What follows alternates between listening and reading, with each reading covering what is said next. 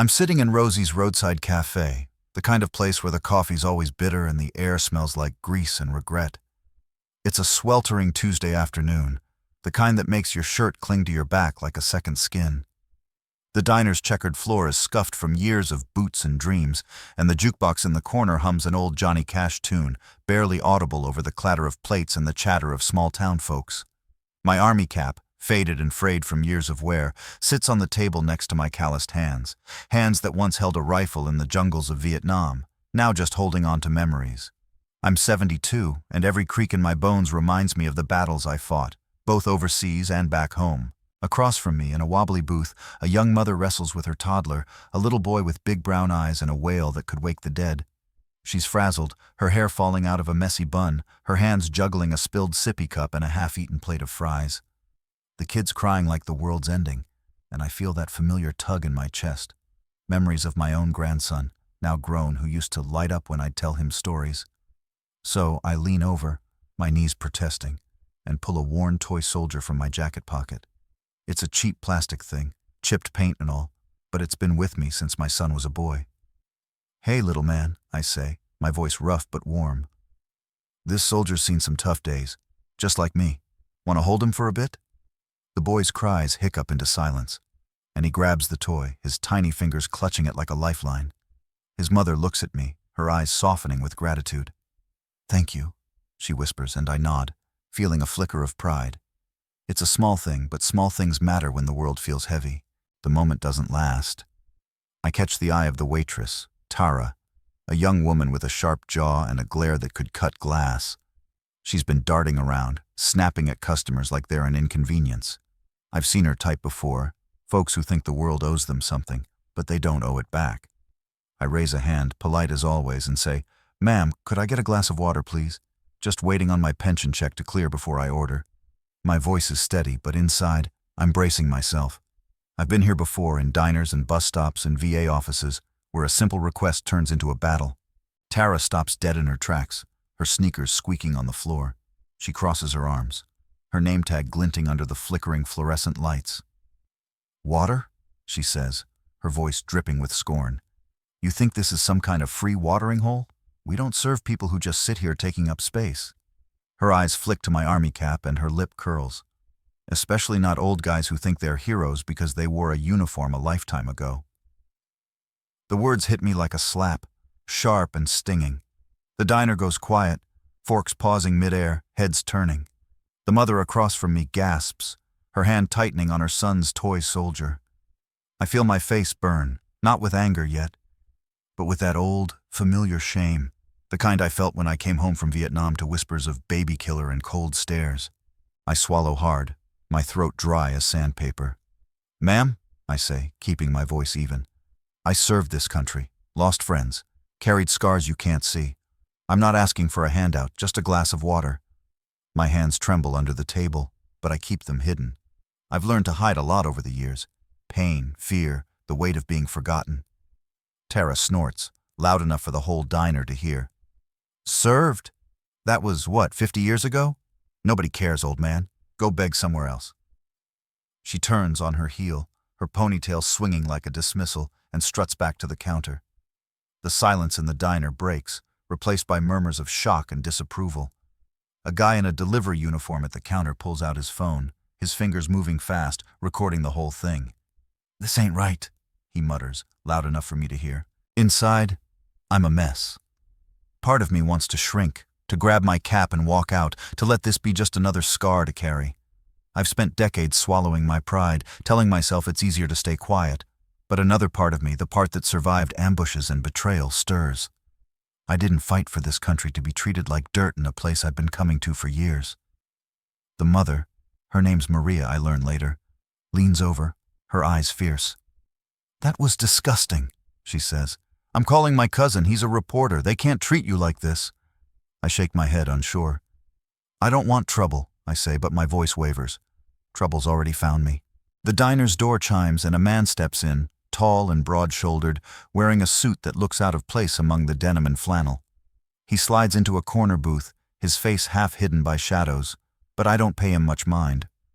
My focus is on the ache in my chest, the weight of Tara's words, and the growing hum of voices around me. The delivery guy's still filming and Maria's on her phone, her voice rising as she talks to her cousin. Outside, a few locals start to gather, their faces pressed against the windows, drawn by the commotion. I feel their eyes on me, and it's both a comfort and a burden.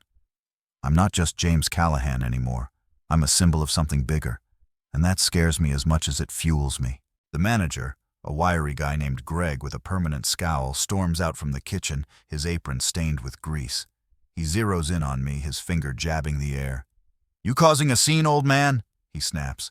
"This is my diner, and I don't need your kind stirring up trouble." My kind? The words twist in my gut, but I meet his gaze, my voice low but firm. "I asked for water, not a fight. You're the one making this a scene." Greg's face reddens, but before he can fire back, Maria stands, her voice cutting through the diner like a blade. "You're the one who should be ashamed, treating a veteran like this." The crowd outside starts to chant, faint but growing. "Respect our vets!" I feel the ground shifting under me like I'm back in the jungle waiting for the next explosion. What happened next changed everything. You won't want to miss how this unfolded. The air in Rosie's Roadside Café feels like it's about to ignite.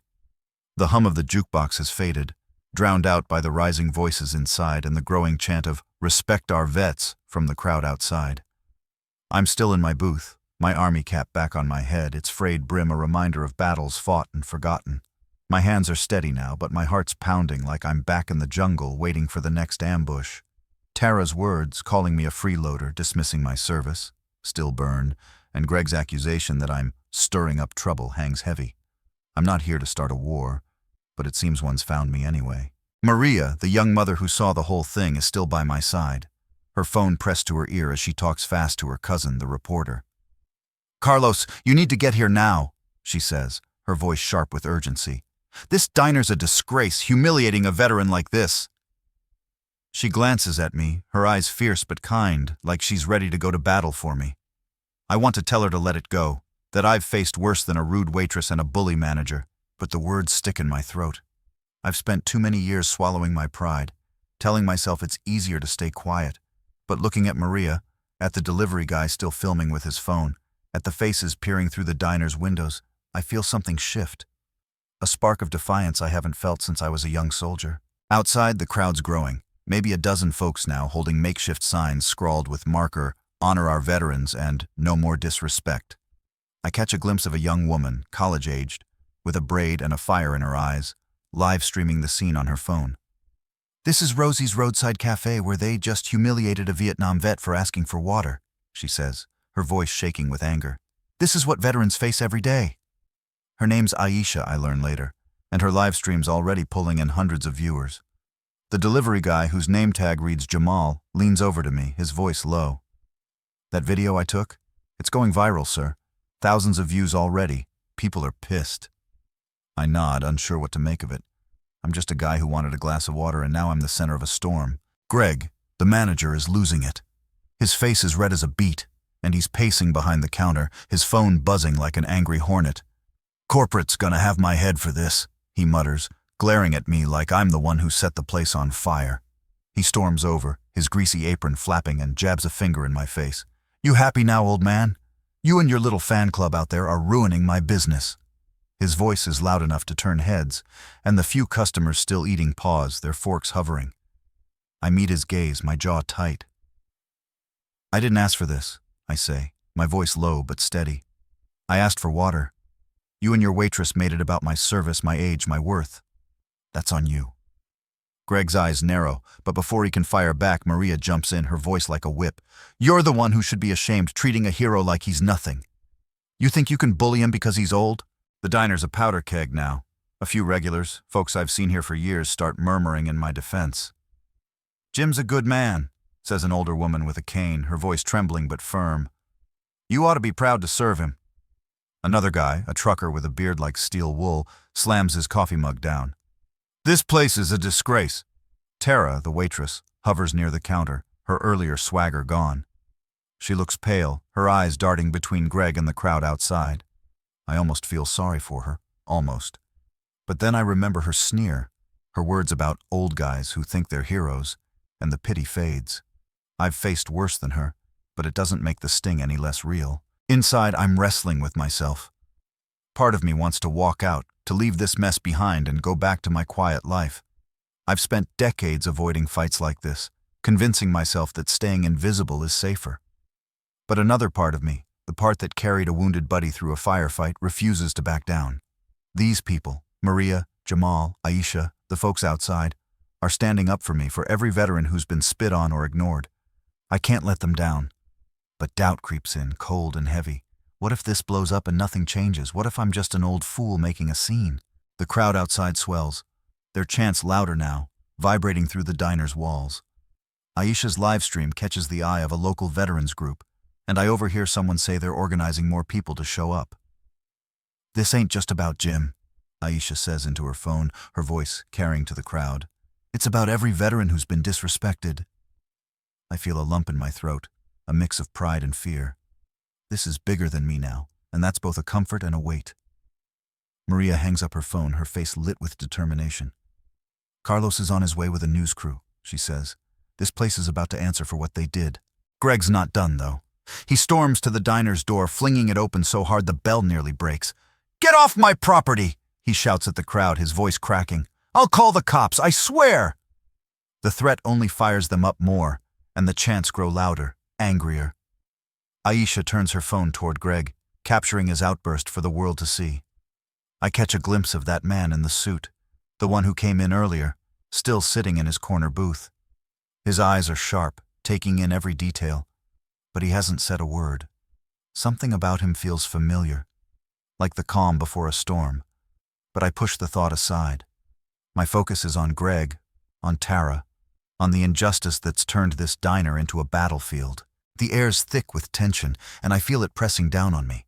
I've been through wars, seen friends fall, carried scars that ache in the rain. But this fight in a small-town diner feels just as real. I'm not just fighting for a glass of water anymore. I'm fighting for the respect I earned, for the men and women who never got it, for the part of me that's tired of being invisible. And as the crowd's voices rise, I know I'm not alone. This is the tipping point. Everything you've been waiting for is right here. Stay with me to see how I put them all in their place. The diner feels like a battlefield, the air thick with the weight of 1,000 eyes and voices. Outside Rosie's Roadside Café, the crowd's grown to dozens, their signs bobbing like battle flags, "Honor our vets," and "Justice for Jim." Their chants shake the windows, a steady drumbeat that matches the pounding in my chest. Inside, the fluorescent lights buzz like angry hornets, and the smell of burnt coffee mixes with the tension hanging over us all. I'm still in my booth, my army cap back on, its faded emblem a reminder of the man I was, and the man I'm still fighting to be. Maria's next to me, her hand on my arm, her eyes fierce with loyalty. Jamal, the delivery guy, is still filming, his phone capturing every second of this chaos. Aisha's out there, live streaming to thousands, her voice a beacon calling for justice. And me? I'm just an old soldier, caught in a war I didn't start, but damn if I'm not ready to finish it. Greg, the manager, is unraveling like a cheap sweater. His face is splotchy, his greasy apron flapping as he paces behind the counter, barking into his phone. "Corporate, you gotta fix this," he snaps, but the way his voice cracks tells me he knows he's losing control. Tara, the waitress who started this mess, stands frozen by the coffee machine, her earlier sneer replaced by a look of panic. Her eyes dart to the crowd outside, then to me, and I can see the gears turning. She's realizing she's not just a bystander anymore. The diner's a pressure cooker, and I'm the one they're all staring at, like I'm supposed to have the answers. Part of me wants to shrink, to slip out the back and let this storm pass. I've spent years avoiding fights like this, telling myself it's easier to stay invisible. But the other part of me, the part that carried a wounded buddy through a firefight, that survived the jeers when I came home from Vietnam, won't let me back down. The crowd's chants grow louder, and I catch snippets of Aisha's live stream through the open door. "This isn't just about one veteran," she says, her voice clear and fierce. "It's about every hero who's been disrespected, dismissed, forgotten." Her words hit me hard, stirring up memories of buddies who never made it home, of the cold stares I got when I did. I stand up, my knees creaking, and face Greg. "You made this about my service," I say, my voice low but carrying across the diner. You and your waitress decided I'm nothing because I'm old.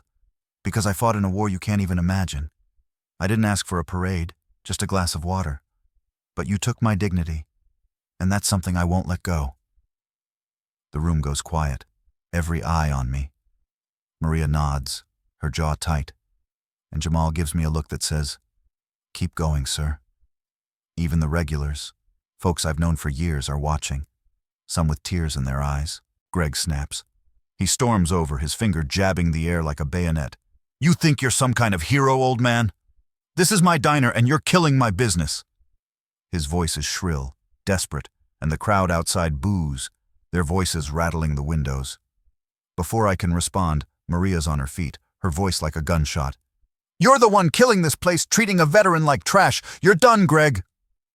The regulars start chiming in, their voices rising. "Jim's worth 10 of you," shouts an elderly woman with a cane, her hands shaking with anger. A trucker at the counter slams his mug down. "This place is a disgrace." The noise is deafening, and I feel it. The weight of their support, the strength of a community I thought had forgotten me. Then, from the corner booth, the man in the suit stands. He's tall, broad-shouldered, with a presence that cuts through the chaos like a knife. His face is weathered but strong, his eyes sharp as he steps forward. The diner falls silent, even Greg pausing mid-rant. "Enough," the man says, his voice low but commanding, like he's used to being heard.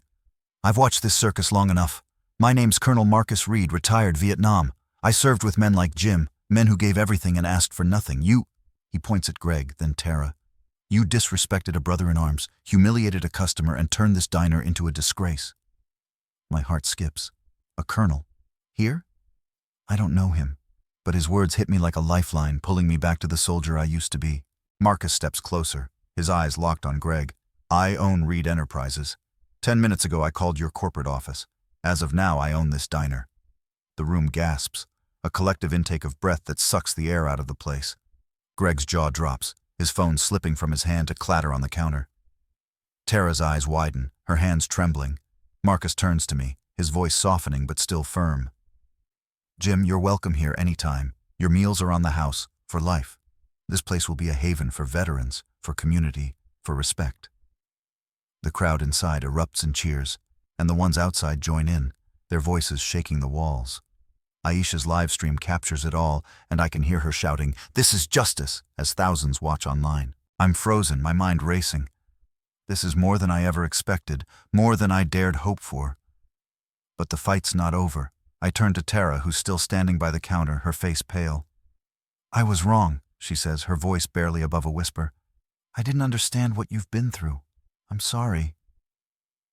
Her eyes are wet, and I can see she means it, but I'm not ready to let her off easy. "Learn from this," I say, my voice steady. "That's all I ask. Learn what it means to respect someone who's earned it." She nods, looking away, and I feel a flicker of hope. Not for her, but for the idea that maybe, just maybe, people can change. Greg doesn't get the memo. He grabs his apron, rips it off, and storms toward the door, shoving past customers. "You'll regret this!" he shouts, but his voice is drowned out by the crowd's cheers. The news vans outside are in full swing now, cameras rolling as reporters interview Aisha and the veterans group that's joined the protest. Maria hugs me, tears streaming down her face. "You did it, Jim," she says. "You stood up for all of us." I shake my head, my throat tight. "You all stood up for me," I say. "Maria, Jamal, Aisha, all of you. I'm not alone anymore." Marcus approaches, extending a hand. I shake it, his grip strong and sure like a soldier's. "You reminded me why we fought, Jim," he says. "Not just for country, but for each other." I nod, unable to speak, the weight of decades lifting just a little. The diner's still buzzing, but it feels different now, like a place where I belong. I step outside, the sunlight warm on my face, and the crowd cheers my name. For the first time in years, I don't feel like a relic. I feel like a man who's still got a fight in him, backed by a community that won't let me fall. As I raise my army cap to the crowd, I know this isn't just about a glass of water. It's about every veteran who's been dismissed, every scar we carry, every battle we've fought on home soil. And today we won.